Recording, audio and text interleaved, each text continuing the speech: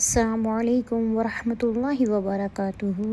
دوستوں، دعا کی فضیلت اور اہمیت بہت زیادہ ہے۔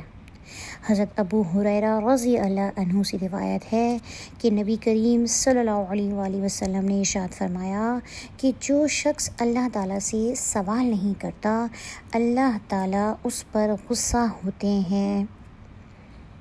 احادیث میں دعا کی فضیلت اور اہمیت بہت مرتبہ بیان فرمائی گئی۔ آج میں آپ کو دعا کی وہ الفاظ بتا رہی ہوں جو دعا کی مقبولیت میں بہت مؤثر ہیں، انشاءاللہ اللہ کے حکم سے۔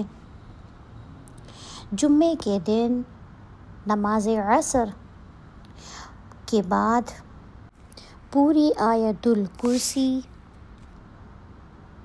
70 مرتبہ پڑھنے کے بعد جس مقصد کے لیے بھی دعا کی جائے گی وہ انشاءاللہ بإذن اللہ اللہ کے حکم سے ضرور پوری ہوگی۔ اپنی دعاؤں میں آپ ہمیں بھی یاد رکھیے گا۔